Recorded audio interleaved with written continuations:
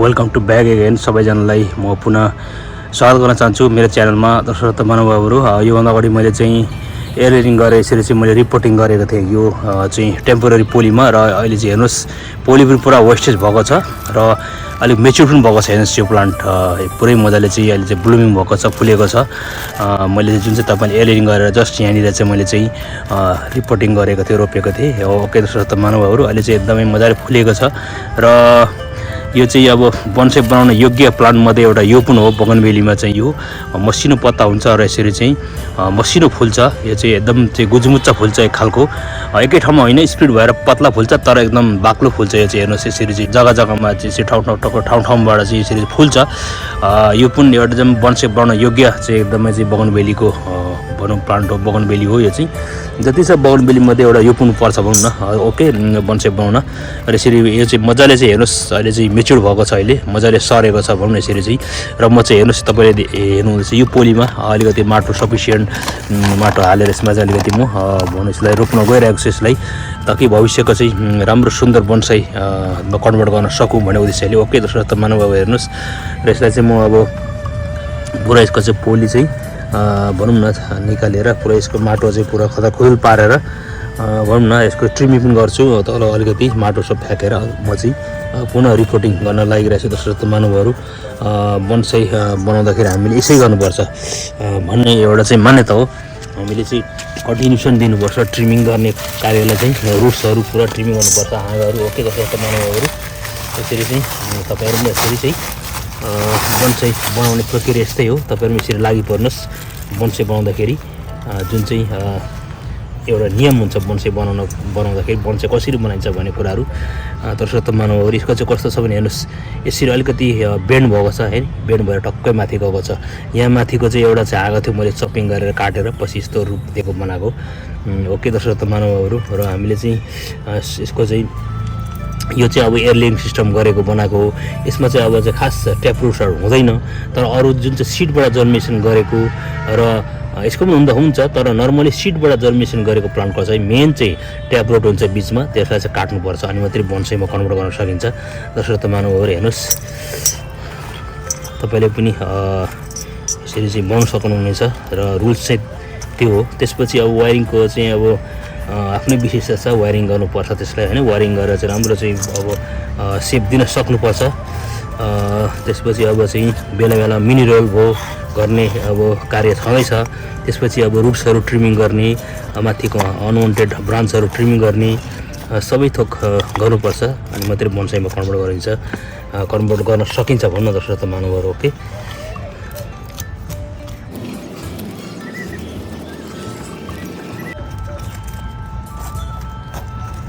बिचमा मैले जुन चाहिँ माटो र कोकोपिटको सहाराले मैले यसरी चाहिँ मैले यहाँ लगाएको थिएँ। हेर्नुहोस् अझै यथावत छ यो, हेर्नुहोस् यहाँनिर दर्शक महानुभावहरू ठिक्क अलग्गै बसेको छ यो चाहिँ माटो। हेर्नुहोस् यसरी हेर्नुहोस् होइन, तपाईँले देख्न सक्नुहुन्छ है, अलग्गै माटो अलग्गै छ नि। हेर्नुहोस् यो माथिको चाहिँ अलग्गै हो क्या भाग। हेर्नुहोस् मैले जुन चाहिँ एयरलिङ गरेको थिएँ यसरी रातो रातो माटो छ, हेर्नुहोस् है रातो रातो माटो हो कि अलग्गै छ, त्यो थपक्क बसेको छ। यसरी मैले चाहिँ त्यसपछि प्लान्टिङ गरेको, यो चाहिँ भविष्यको सुन्दर बन्साई।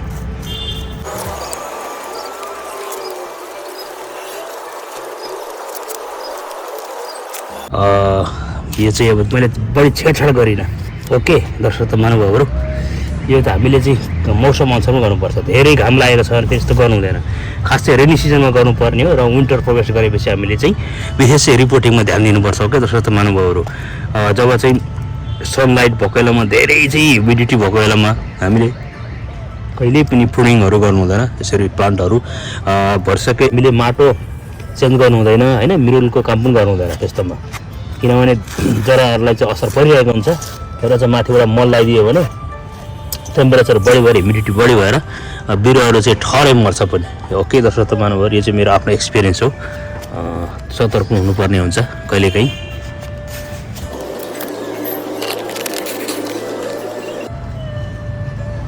र यसलाई चाहिँ म अलिकति माथिसम्मै चाहिँ म यसलाई चाहिँ भनौँ न माटोले पुर्छु, यतिसम्मै पुर्छु म। ताकि माथिदेखि पनि फाइबर रुट्सहरू आउँछ र यसरी पुर्दाखेरि चाहिँ मेरो आफ्नो अनुभव सेयर गर्दैछु हजुरहरूलाई होइन। अब यसरी चाहिँ माथिसम्म चाहिँ यसरी चाहिँ हामीले चाहिँ माटो लगायौँ भने यसलाई माथिसम्म लगायो भने चाहिँ कस्तो हुन्छ भने फाइबर रुट्सहरू पनि माथिदेखि क्रिएट हुन्छ वर्षायाममा। त्यसपछि तलको ट्रङ्क चाहिँ ठुलो हुन्छ क्या युज तल मात्रै ठक्कै अलिकति मुनि साह्रै मुनि हामीले चाहिँ थोरै माटो दिएर यसरी चाहिँ रोप्यौँ भने हुँदैन। त्यो चाहिँ अब बन्साई पटमा त्यसै त्यही गर्नुपर्छ। पछि चाहिँ रिपोर्टिङ गर्दाखेरि चाहिँ हामीले बन्साई पटमा जब कि अब चाहिँ राम्रो ट्रङ्क भयो बन्साईमा कन्भर्ट गरियो भनेको पछि राम्रो भयो भनेपछि त्यो गर्ने हामीले चाहिँ। ओके दर्शक महानुभावहरू भनौँ एरियस रुट्सहरू पनि अब देखिनुपर्छ भनौँ न पोटमा रोप्दा अनि सुन्दरता देखिन्छ बन्साईको। तर अहिले चाहिँ म यसलाई ट्रङ्क बनाउनुको लागि चाहिँ म डिप एकदम गहिरोमा माथिसम्म यतिसम्मै लगभग माथिसम्म चाहिँ म माटो लाउँदैछु। यो चाहिँ आफ्नो अनुभव सेयर गर्दैछु दर्शक महानुभावहरू। ओके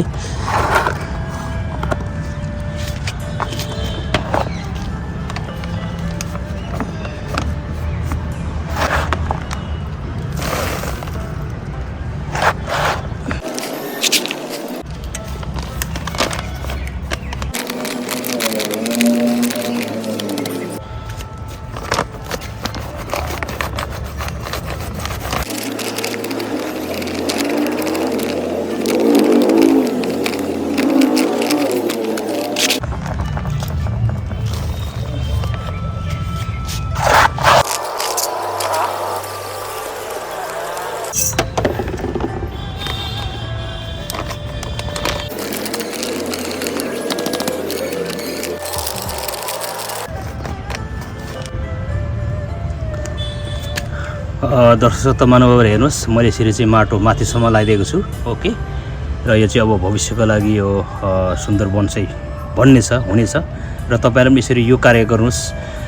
तपाईँ एयरलिङ गरेर चाहिँ गर्नुहोस् एकदमै 100% चाहिँ यसरी चाहिँ बन्साईमा हामी कन्भर्ट गरिन्छ। हाँगाको चाहिँ अब सर्छ सर्दैन होइन। अब त्यो कुनै चाहिँ अब ठेगान हुँदैन। अब रुटिङ हार्मोन लगायो भने हुन त हुन्छ त्यही पनि यो चाहिँ 100% यसरी चाहिँ हामीले चाहिँ यो प्रक्रिया भन्नु प्लान्टहरू चाहिँ प्रोपोगेसन गर्न सकिन्छ जुन चाहिँ एयर लेयरिङ सबैभन्दा सजिलो छिटो मिठो मेथड हो। यो कार्य गर्नुहोस् तपाईँहरू पनि यसरी चाहिँ प्लान्टहरू प्रोपोगेसन गर्नु छ भने र भविष्यको सुन्दर बन्साई बनाउनु छ भने यो कार्य गर्नुहोस्। र यसरी चाहिँ यो आजको भिडियो कस्तो लाग्यो तपाईँहरूलाई यदि मन पऱ्यो भने मेरो च्यानललाई धेरैभन्दा धेरै साथ सपोर्ट माया गरिदिनु होला। सब्सक्राइब गर्न बिर्सिनुहोस्। सबैलाई म थ्याङ्क यू भन्न चाहन्छु। Thank you so much. मलाई हजुरहरू सबैले साथ सपोर्ट गरिरहनु भएको छ। जति पनि गर्नु हुने सबैलाई म थ्याङ्क यू भन्न चाहन्छु र अरू पनि नयाँ हुनुहुन्छ भने मेरो च्यानलमा स्वागत छ स्वागत गर्न चाहन्छु। दर्शक महानुभावहरू तपाईँहरू मेरो मोटिभेसन हो। हौसला स्वरूप तपाईँहरू मेरो च्यानलमा प्रवेश गर्नु होला। हौसला धेरै मिल्नेछ। हजुरहरूको प्रेरणा र साथ सपोर्टले गर्दा मात्रै म अगाडि बढ्न सम्भव छ नत्र छैन। त्यसले गर्दा दर्शक महानुभावहरू तपाईँहरूको चाहिँ म साथ सपोर्टको अपेक्षा राख्दै आजको यो सानो यो भिडियोलाई चाहिँ म यहीँ थाती राख्न चाहन्छु। फेरि आउने दिनहरूमा भेटघाट गरौँला। ओके हजुरको दिनचर्या शुभ होस्। Thank you so much.